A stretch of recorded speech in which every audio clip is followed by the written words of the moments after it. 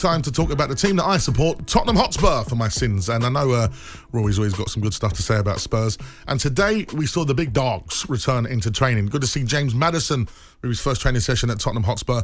And Harry Kane returned for his Tottenham training. Do you know what, Rory? I do believe that I had a hand in signing James Maddison to Spurs. You know? I love this. Tell me everything. Last year, O-Beach.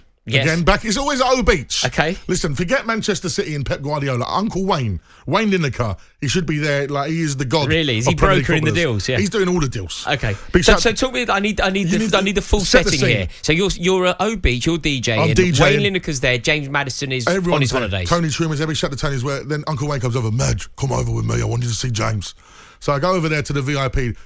Maddison's there. Great player. Got a lot of time for him. And I'm always been a fan of James Maddison. I thought he's a fantastic player. I've gone up to him. Oh, how are you, Maddison? Oh, Madge, I'm a fan. With a little back and forth, which was nice. And before we go into that, let's head over to the Moose because it's half-time at Parlour and Robbie. Cliffhanger. Bournemouth 0, Brentford 1. Douglas Sevelu on 19 minutes with the goal after good work by Rico Henry down the left-hand side. Keenos Potter had a couple of shots that were saved well by Nathan Ashmore, who I rate as probably the best goalkeeper in the National League.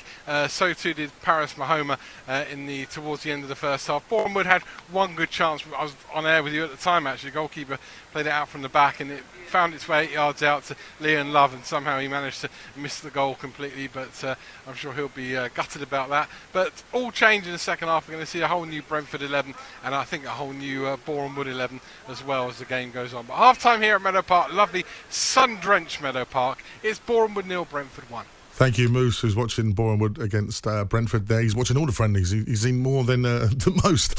I think we need just a dance music bed underneath us while I tell the story. To really set the scene of O-Beach Ibiza. For those who've never been to O-Beach, it's Ocean Beach in Ibiza. It's the sort of daytime beach club that Wayne Lineker, Tony and the guys run. It's a place where all the Premier League footballers go. In actual, I saw Luke Thomas there the other day. Really? Who's just won the European Championships with the under-21s. Yeah. He's a good friend of Will Marriott, who I work with, and he was there. They all go there. It's the mecca for the footballers. So anyway, last season, go over, see James Maddison. I'm there with him. He's having a good time. He's with his pals. I've said to him, Madders, we need you at Spurs. You're the type of player that we need at Spurs.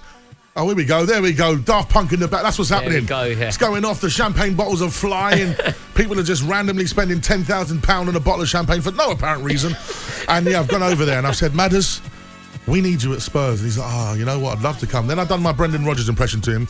I said, James, I'm very, very proud. Very proud of you. But if you keep going all beach, you will not be playing for me next season. I don't care how proud I am of you. And then I had him singing Spurs songs with me. Last season. So I think I planted the seed for James Maddison to come join us this He was season. singing Tottenham songs. He was singing Tottenham songs with me. Oh, well, there we go then. You definitely... What? Was he doing? A rendition of Can't Smile Without You or something? It was Glory, Glory, Tottenham. Was he really? Yeah. Okay, that's a misleading song considering that you haven't won any silverware for 15 years, but fine. Leave it at that. No, that's impressive. You should be getting a percentage of this deal. I think so. I've already sent him a message saying, now you're one of us, mate. You can have anything you want. You need a free DJ set, call me. I'm there. Kid's birthday, I'm there. Are you feeling inspired by this transfer? Oh, James Maddison we finally replaced Christian Eriksen is what I keep saying to people, because we haven't replaced him. And the fact in he's when he signed and all the videos were happening, he kept mentioning Eriksen and how much of a player he's inspired by. So that's really good. But of course the worry now for Spurs fans is Harry Kane. He's returned to training today. All smiles though, him and James Maddison together, both England players, they have a rapport already. I think for me, if Harry Kane stays, the potential partnership that they could create is exciting. Do you know why I love you? I'm so positive.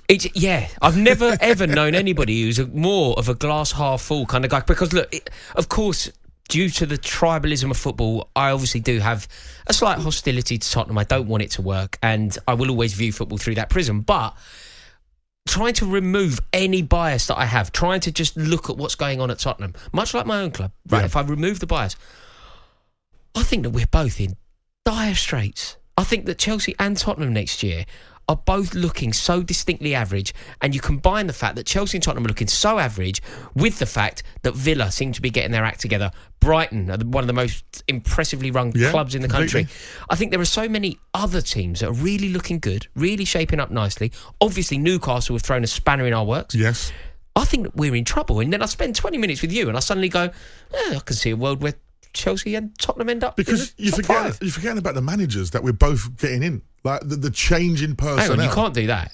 You can't do that. You can't You can't do that. You can't put CAN'T Postecoglou in the same.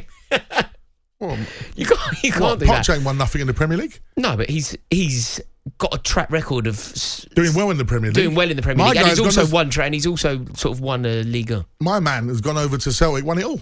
Yeah, I know, but the track record of people doing well in Scotland and then coming and transferring that form into Premier League form. I put it out to those that are listening. 03717 22 3344. Text us on 81089. When you think about people that have done well in Scotland, and look, you know, you can think of a lot here. You can think of, like, take Sir Alex Ferguson out of this equation. Oh, he was the first one I was putting in. Take Sir Alex Ferguson out of this equation. Basically, everyone who's done well in Scotland has struggled in the Premier League. Everyone. Whether it's Alex McLeish. Look, Martin O'Neill did okay, but he already had a Premier League track record. Yeah. You know, he went to Celtic, he did well, but he'd already had that. But generally speaking, I think managers that have done well in Scotland, I'm not saying I just don't think that it necessarily lends itself to guaranteeing you success in the Premier League. I think doing well in Scotland is all very good. Yeah, but Gerrard did well in Scotland, and look how that went. I think with Spurs right now, just the change of any personnel that's a little bit upbeat. It's good. I could go into Spurs right now and lift that dressing room. They're that on the floor.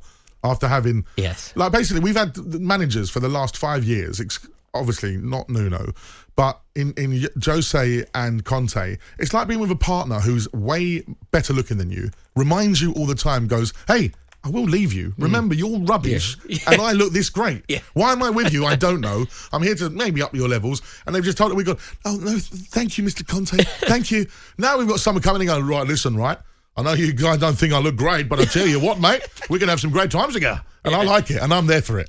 But but it does all rest with Spurs on the fact if Harry Kane stays or not. He returned today. Bayern Munich had a £70 million bid rejected by Spurs. There's also interest from PSG.